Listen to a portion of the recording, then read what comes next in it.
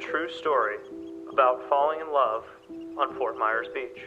September 10th, 2012 was the best day of my life. Just 6 months prior, I wouldn't have believed a day like this was even possible.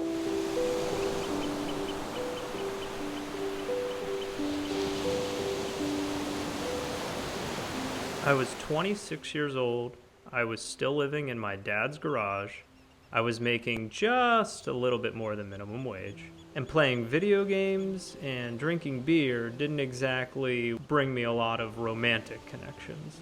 My life's ambition was to be a pirate and live on the beach. And I guess I finally motivated myself enough to relocate to Fort Myers, Florida. It was the most exciting time of my life, and I guess that gave me a shot of confidence.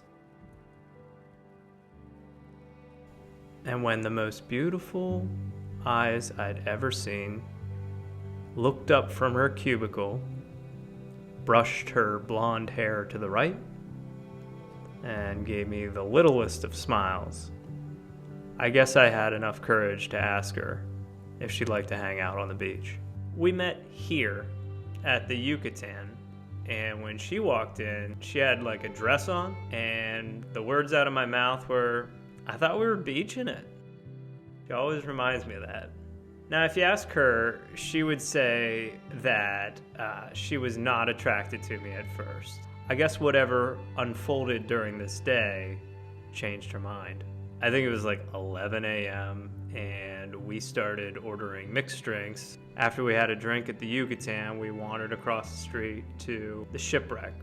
It used to be a gift shop, and so we probably picked up some sunblock and essentials, maybe a towel. She loves towels.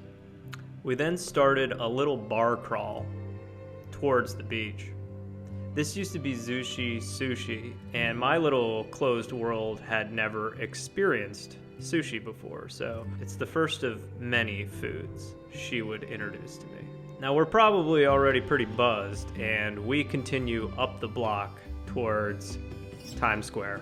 Now, Times Square was this magical place. There was this kid that painted himself gold and would stand absolutely still. And people would walk by him, and they would think he was a statue, and then he would come to life and scare the shit out of people. Right here, this used to be a Greek restaurant, and that was where my wife introduced me to plaka. That's octopus. It smells buttery and heavenly. Pete's Time Out was in there. You'd hear music coming from that. And then we ended up at the very front bar. There was some guy playing guitar, and I dropped a $10 bill in his case and requested some Cat Stevens. I think I said it like, "You got any cat?" No, we're tying one on pretty good. And what I remember about the day is it becoming a hazy, beautiful blur of sun, waves, and eventually she starts moving in closer and probably laid her hand on my arm at a certain point. According to her, we made it all the way up to the cottage and the Lani Kai. I honestly do not remember that. I do know that towards sundown, we got back to Fort Myers Beach Pier. That's where I tried to impress her with doing a backflip from the railing. It must have worked, because then she got into the water. It felt like we were in the waves for hours, and she told me everything about herself, about growing up in Illinois, the secrets of her childhood. At a certain point, our bodies touched, and with the soundtrack of seagulls and guitar and the backdrop of a sunset that looks like you're staring into heaven, she kissed me.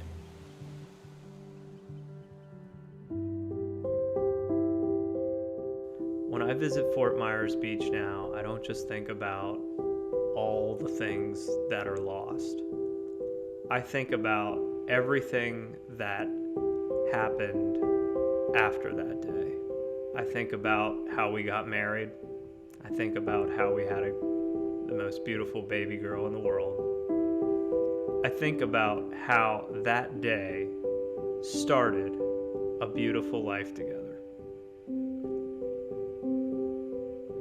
That's what Fort Myers Beach means to me.